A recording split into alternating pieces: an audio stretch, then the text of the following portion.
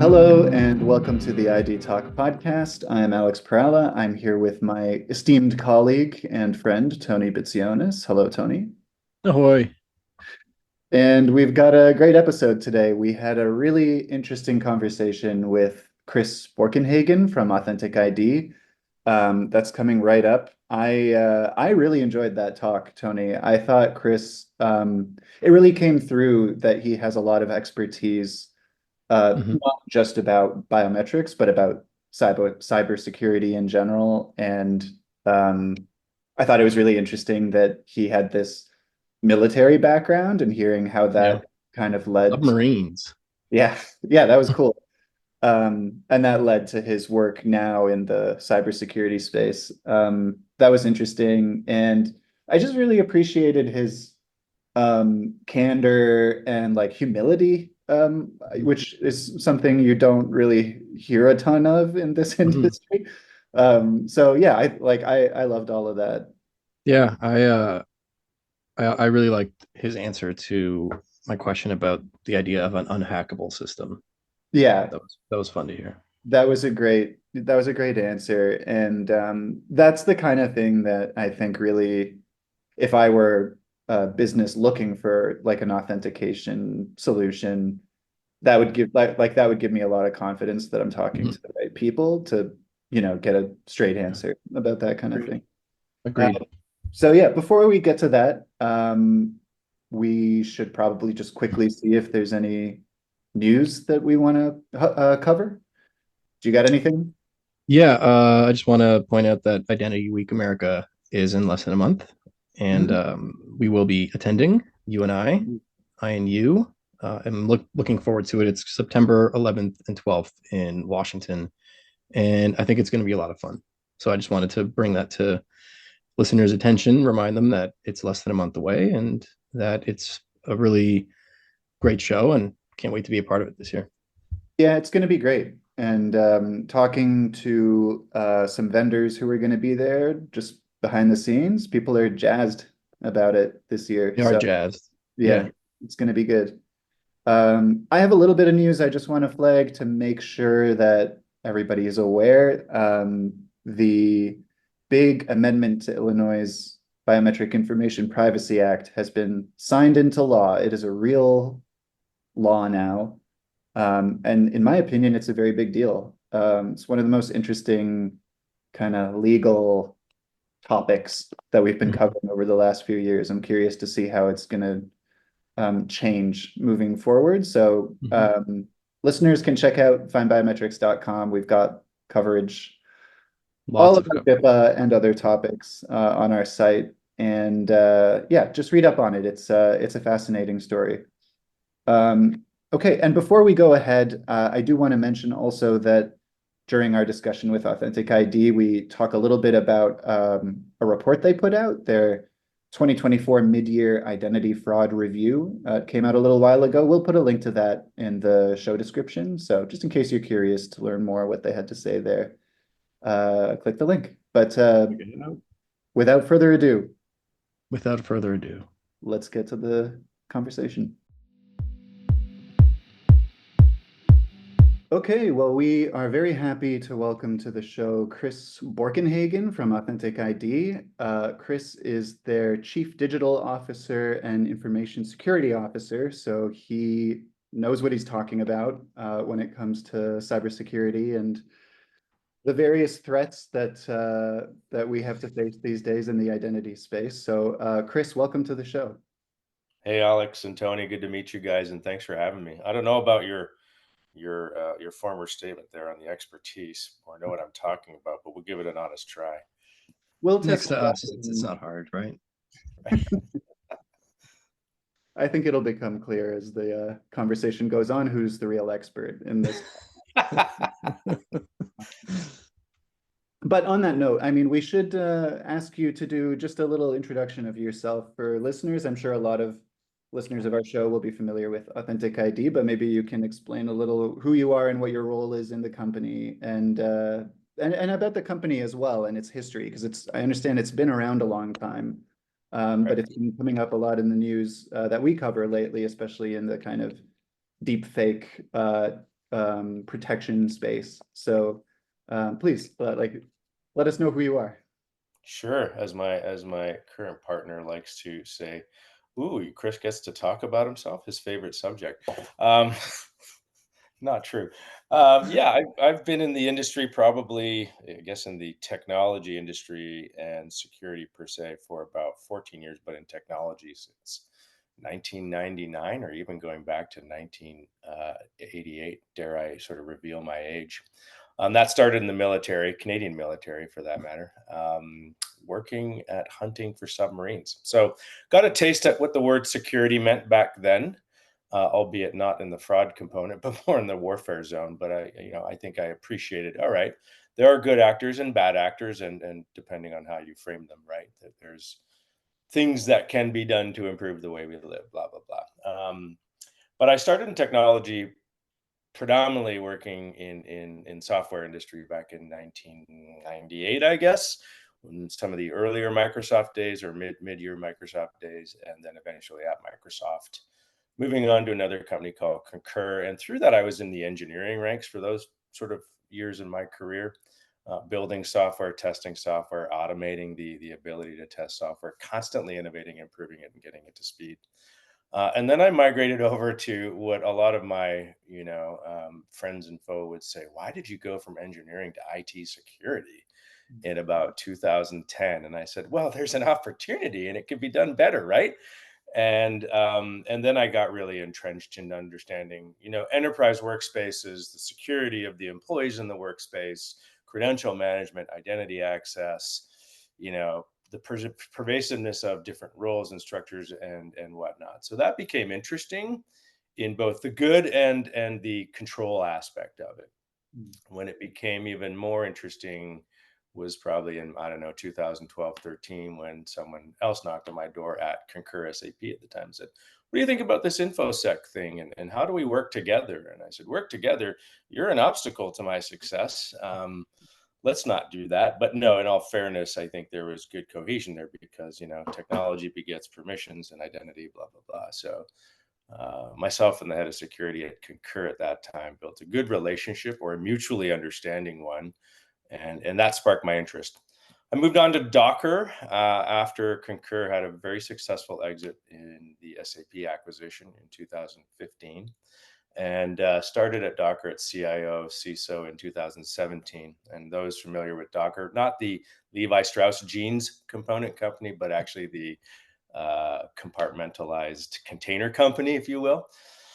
And there was a lot of good opportunity as it was maturing and growing. It's sort of enterprise space to consider how InfoSec really, hey, landed good customers and large deals, and B, locked down the doors and shored up its reputation, if it's well, with some of its existing developer market along with the enterprise space.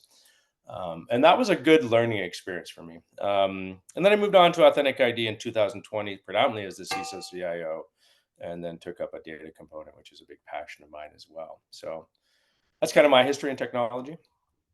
AuthenticID, to your other question, has been around, for a long time. It's kind of got a weird history for those that are willing to do their homework. It probably goes back 22 years. I know that sounds odd.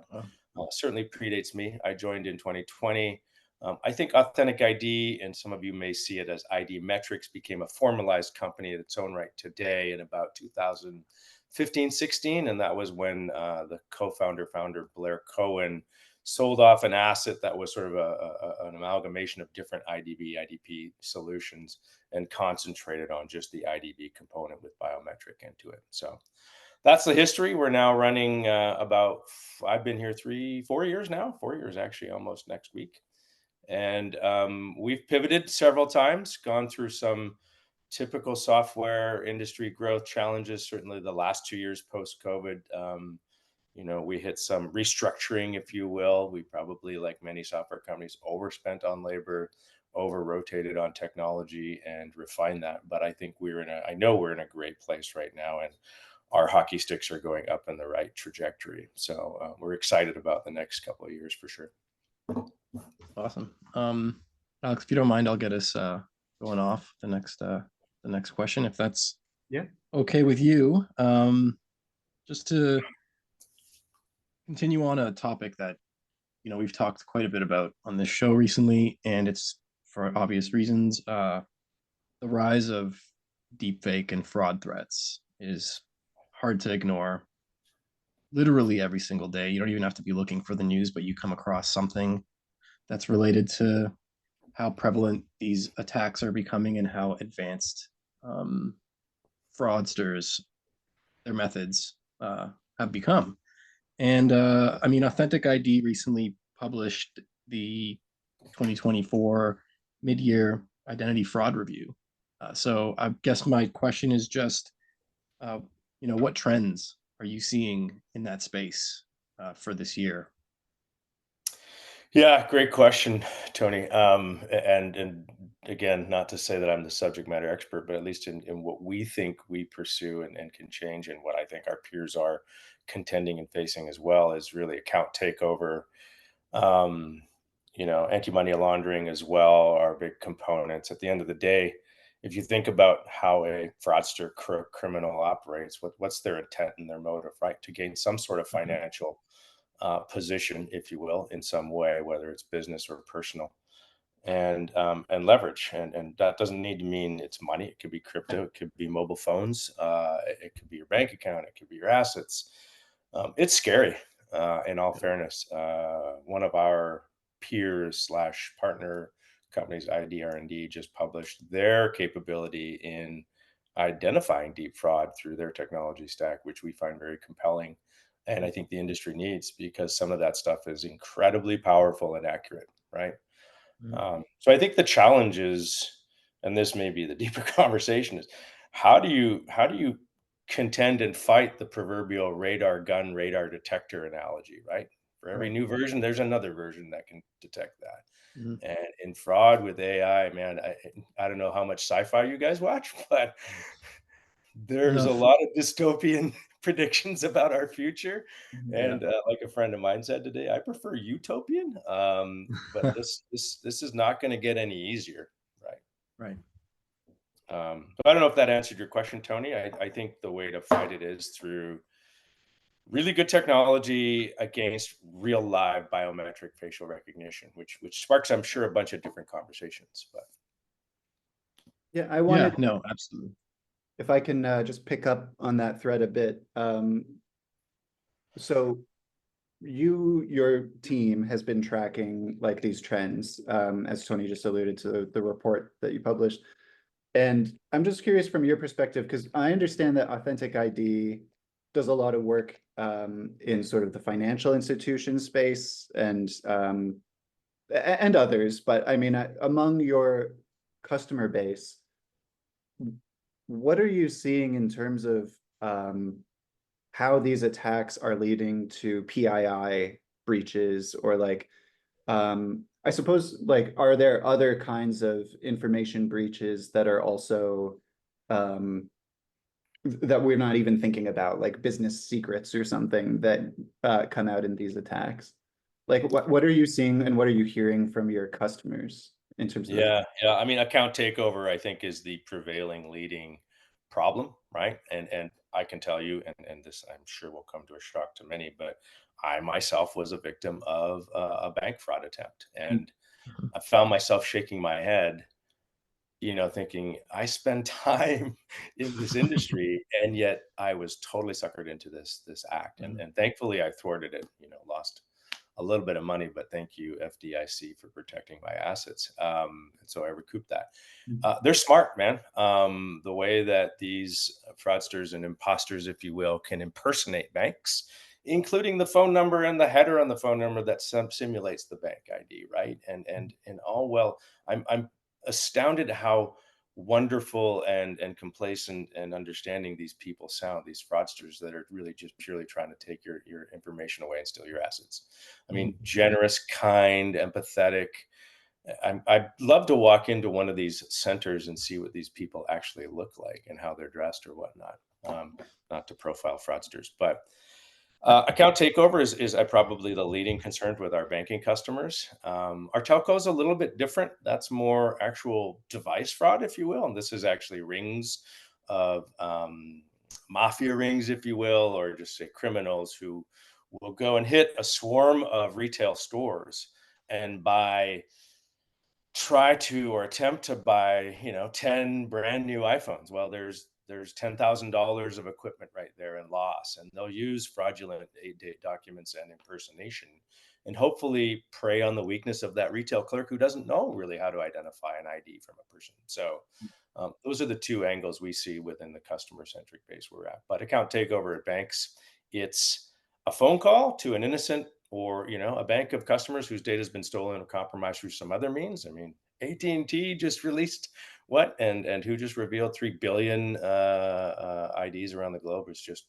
basically stolen and compromised. So once they get your name and your phone number and they contact you and say, hey, we've noticed you've had some weird banking activity, and they've somehow injected a 1 cent transaction into your account by some other means, and it's very believable, right? And think about our parents who may not really understand technology that well, or the ability for that to happen. It seems rightful, and it seems like, yeah, that's a concern. Oh gosh, you're there to help me. Fantastic.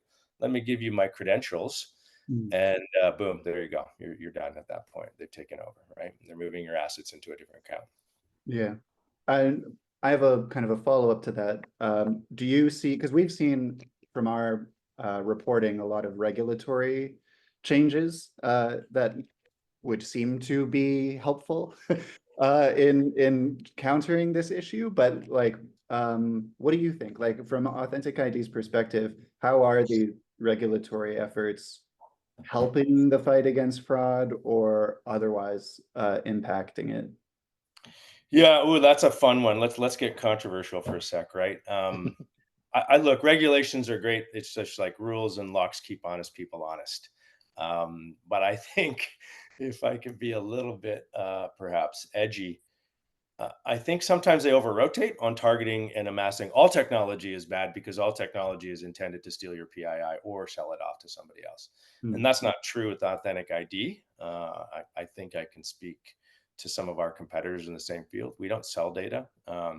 We rightfully consume data to verify that you are who you are, Tony and Alex, by Mm. several means. And that data is secured and stored and retained and or deleted immediately, and it's hash encrypted, obfuscated, blah blah blah.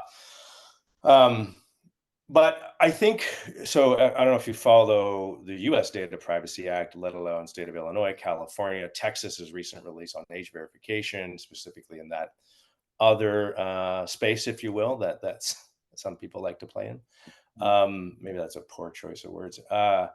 But US Data Privacy Act is being currently, I guess, motioned through this year by two senators, Maria Cantwell, who comes from Washington State, and I can't remember the second one, Morris Rogers, who I don't know, but I have recently sent physical letters to see if I could spark some attention. But they're trying to unify basically a federated US Data Privacy Act a la GDPR. But Mhm. they're still recognizing and preserving every state has its own right to sort of educate its own privacy laws. What's a little disturbing about it is they're chasing all tech, and they framed all tech as PII selling corporate money making companies, and therefore our cybersecurity practices should be mandated by SEC and FBI, and they have to have strict regime and controls. Um, I'm proud to say we are SOC 2 Type 2 ISO 27001 certified 6 years running. We take our controls very seriously. I think that's why our customers choose us. But that's not the only way to think about building a privacy act for a country to protect us consumers, right? I Mhm. think there's got to be a fine line between working with technology and identifying which ones are doing it for the right reasons, for good, and actually protecting everyone's assets, including the government Mhm. coffers, if you will. And then those that are actually selling it maliciously or selling it for just good old capitalistic reasons, right?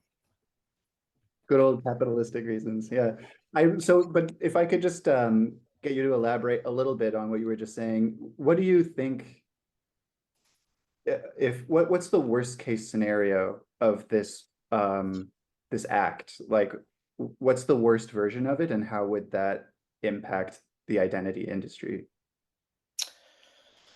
Um, Two, I guess, a statement I just read from a Texas attorney, not the DA, but a private house that was prosecuting and sort of trying to enforce the new biometric privacy laws for age verification. We will chase every company that collects PII to Right. the nth degree, worse than state of Illinois has been doing for BIPA. That scares me because for one reason. Okay, well, what's your intent behind that? That sounds like you're on a I don't know, a jihad, I guess. That's just, hopefully that's politically correct to say. Um, but Illinois in itself, and so the worst thing I've read in the US data privacy law is the penalties that they want to pursue and prosecute at the executive individual level. So myself now, and we talked about this 3 months ago, I think in May, when they published the first sort of iteration of the US data privacy laws language, the ability to prosecute individuals at the executive level who hold responsibility for cybersecurity, wherewithal at a corporate environment. So think of the Solar Winds case, if you recall that, and the CISO themselves that was pursued for what, $25 million. Now, thankfully, companies like that and us do have healthy cyber insurance policies and DNO jackets that protect us to some degree, but we're talking about large sums of money. Whereas GDPR always had a minimum cap, I think 40% of your gross revenue on an annual basis up to a cap, which is about 20 million euros. There is no cap in the US data privacy prosecution law. It's whatever America wants to pursue and a DA deems, is worthy of a loss. That scares me. And it should scare all companies. So I think we should get in front of that a little bit. Yeah, and we saw it with on a slightly different scale, but with BIPA and the changes that they made this year, right? Like going from an per case fine to a per individual, right? So if you had your biometrics scanned 1,000 times at your place of work, you would only count as one infraction Right. under the new amendment. So I think that looks like it was a response to companies saying, well, Meta and Home Depot and all these Dr. Pepper companies that have paid massive fines. That's one thing, but for the small, medium-sized business that has, a biometric clock and at their factory that makes whatever rubber gloves, very specific example, they can't get hit for the same employee clocking in over the course of a month. So we'll see how this goes going forward, but it is, I mean, we've written about the Texas AG, and Alex, you can probably recall this better than me, but which company was it that they It was was Meta. it Meta? It was Meta, right? Meta. Yeah, it was Meta. Yeah. $1.4 And then billion settlement. No wrongdoing. right. Anyways, moving on a little bit. I mean, this isn't exactly moving on, but because this is something that we've been kind of touching on, but data hacks, fraud, it's all becoming depressingly the norm. More and more every week, every month, we're just seeing it, and I get the sense people are rightfully concerned. Everybody's worried about their PII, about their money, their just everything being compromised online these days. So what does Authentic ID do to help instill confidence in consumers that it's not, step outside your door on the internet and all your stuff will be stolen right away kind of situation? Yeah. So, I mean, internally and or externally, I guess I could answer it two ways. From a consumer standpoint, I guess probably a way to describe this or clarify what Authentic ID does with the consumer.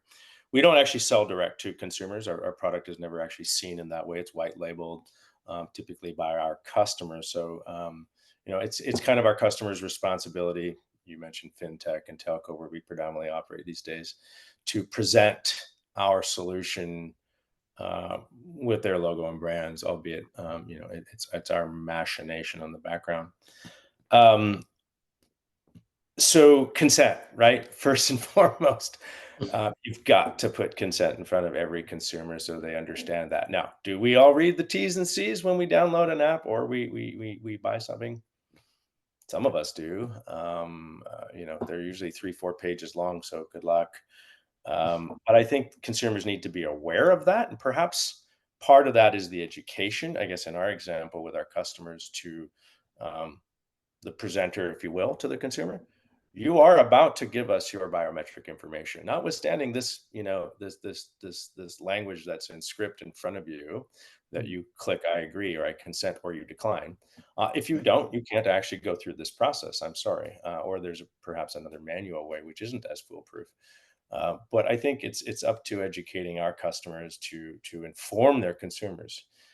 um, we will be consuming your information, and here's how secure it is and what we do with it and what you are enabled to do once that's been consumed and a decision has been made, aka whatever swim lane you're going down. um, on our side to our customers, and I guess as a proxy through to the consumer, we have very strict data retention rules. It's all predicated on what our customers ask us and require us to retain. It's all written in contract with our customers. We're very judicious about that. We're audited on that twice a year. Our customers audit us on that once a year. So there's a lot of auditing going around, That's which is a good. hair pulling exercise, but for the right reasons. And then we have evidence and proof that our data is encrypted in transit and at rest. If you want to get into the nomenclature, um, and there is no way to what's the word for the common language folk? Reverse engineer our data that's obfuscated and hashed in any way that could represent and rebuild the actual document that was submitted or biometric. Mm. So, I think instilling that confidence and telling the consumer in some layman's ways, here are your rights and here's your obligations.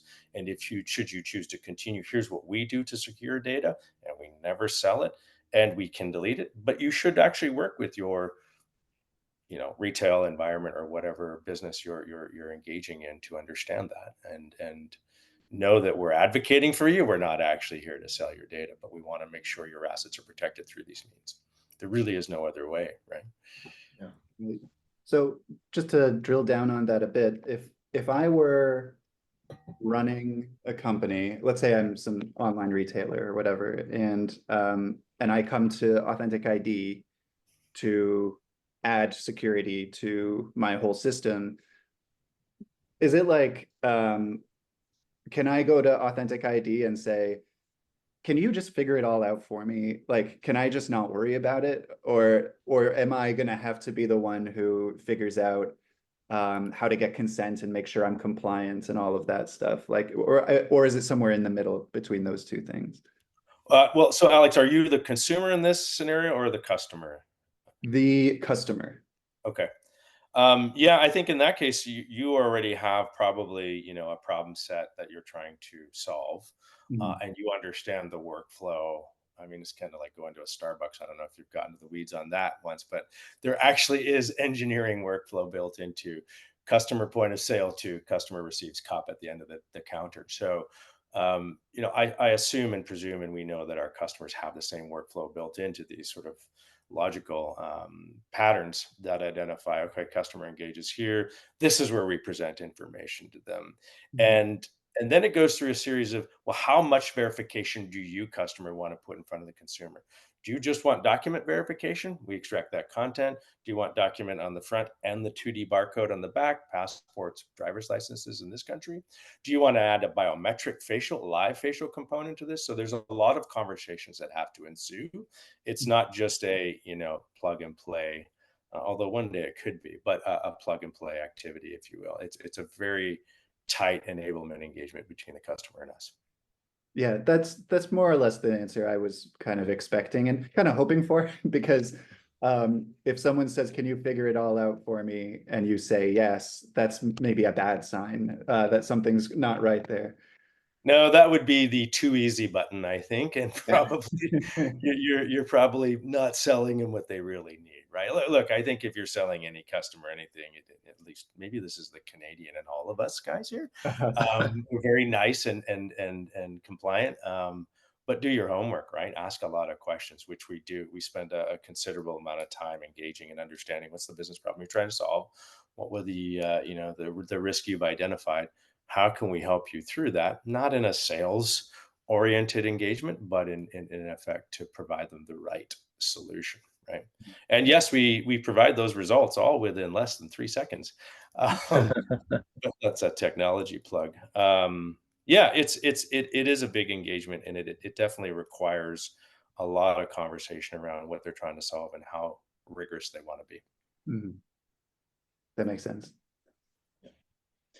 What about the claims of having an unhackable security system? Is that possible? Is that kind of like a unicorn? Do you think, you know, Yeah. is it an oversimplification or just a promise to kind of? Well, this is where I get to pluck out the old adage that I think we're all too familiar with. It's not a matter of if, it's a matter of when, right? Right. I truly believe that, even though I don't want to. Anything is penetratable, given enough time, right? Yeah. Or perhaps bad practices. I'll give you a little story. I worked at Microsoft back in 2000 through 2006 on a pretty cool piece of tech that you may all, or some of your users and listeners may know as the little red button in Outlook or Word. That was a protection button, a permission button. I worked on that for a while. And behind that was a series of very strict cipher code technologies, including hardware devices with little, I think I can share this, C4 plastique in them, right? And depending on the layer of penetration or criminal activity, if that device was compromised anyway, it would self-explode or implode. Wow. Pretty cool tech, maybe overkill, but you know, it definitely got rid of the data, if you will. Um, so are we hack proof? Let's just say that we apply as many rigorous sort of security, technology, vulnerability, malware, intrusion detection systems of observability monitoring that we can within the size of the company and people and resources we have, right, at our disposal, at AuthenticID. And our controls and audits definitely test those, and so do our pen testing, events on a monthly basis. But does that mean it can't happen? No. I mean, all it takes is, I'm going to pick on an engineer to deploy a container that's running, a test environment. And he's done that, she's done that, they've done that 20 times over the year, and they forgot to reclaim that asset, one of those assets, 4 months ago. And there it is running, and lo and behold, it hasn't been patched or updated from the OS or some kernel or some other layer perspective, and that's a penetratable hack. And boom, that's an input or an ingress point for a hacker. It can happen, right? Mhm. And that's human behavior, unfortunately. So um, I think I can tell you our engineering arm is not necessarily fond of my team, because we are always on their butts, just making sure that there's good SDLC in place, good controls in their environment, their asset use, reclamation, deletion. We are constantly going back between our contracts and our customers, our audits, and we're engaged on a heavy basis. So it's a police type person job. Mhm. But it's the only way we can assure our customers and subsequently their consumers that we are practicing a very strict and solid environment, secure environment. Uh, Yeah, not to steal Alex's catchphrase, but that is sort of the answer that I was expecting. Because it just seems like operating under the, I don't know, assumption or the slogan that something is unhackable is kind of dangerous. It sounds almost lazy, as opposed to always being vigilant and always being like ready to acknowledge that anything can happen, and you're on your toes and you're making sure that you've covered every crack in the door, so to speak, right? An old boss of mine said to me, and you'll appreciate maybe these two analogies: I trust humans, I don't trust people. And the weakest link is the carbon footprint between the keyboard and the server, right? mhm. Yeah, Yeah. and again, it goes back to what would you like to hear if you're working with a security company and they're saying, we'll handle everything, no questions asked, and it's unhackable. Like, that's Yeah. two red flags. That's like Yeah. You should run. the guy Yeah. in Team America. There's a part in Team America where the guy tells the girl, "I will never die." Right. Yeah, anyway, you can't promise that. But I did want to ask, just to go back to the security thing, because something that we find that comes up a lot lately is decentralized storage of data. So is this like again, we don't believe in silver bullets on this call, but is this like a really key thing to data security, or conversely, is it overblown? Like what's Authentic ID's take? Depends on use case, I guess, right? And the mechanism at which you're using centralized or decentralized data, or the availability of it. I guess my first thought, this is not my space necessarily, but my first thought is, well, all right, there's a cost to that, right? Both infrastructure, resources, availability, how your architecture is deployed, designed. And the ancillary component is, what's the premise of one of our selling value points is speed of decision making. Mhm. Um, Decentralized data means now I'm parsing bits from all sorts of different places, which means it travels over time, over the wire, and is assembled somewhere. And that takes some pretty intelligent code to do that, to produce a result on biometrics and data in and out, whether it's on device, at edge, or a component of all of them, is, let's just say, not trivial to do within the seconds that we're trying to offer our customers and consumers Mhm. decision. So, um, yeah, I think there's value in decentralized data, both from a BCP standpoint, right, and a recovery standpoint, perhaps from a security standpoint, but I don't think it's the only silver bullet. Mhm. Another good answer. I know that we're running low on time, but I have to ask, were you on a sub when you were in the military? No, that's a great question. Thanks for that. No, I was. Well, I'll tell you the inner secret of my job. I was what's called a sonar acoustics electronic engineer. Hmm.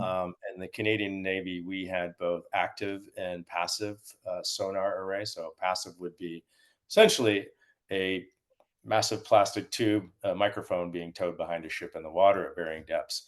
Active was, you've probably seen them as these sort of sonar tubes dropped out of a helicopter or thrown from a ship, and they sit at varying depth layers with microphones and they listen. Um, my friend got recruited onto subs, and I was actually asked, but I did not want to go live in a tin can 250 feet underwater with no recourse and hot bunking beds. Sorry, Canadian Navy. With several people for 30 days on stretch and smelling like oil, diesel, and whatever else goes on down there. No, I was not on the sub. I was quite happy on the surface. Actually, I was not happy on the surface because I got seasick.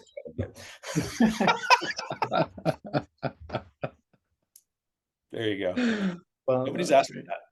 that's It's a good question. still cool. That's still another good answer. So thank you for that, Chris. And thank you for taking the time to talk with us today. I think it's pretty clear at this point who has the monopoly on cybersecurity expertise. On this call. So yeah, thanks again for Yeah, coming. Thank you, thanks, Alex. Chris. Thanks, Tony. You guys are great. Appreciate your kind words. Awesome.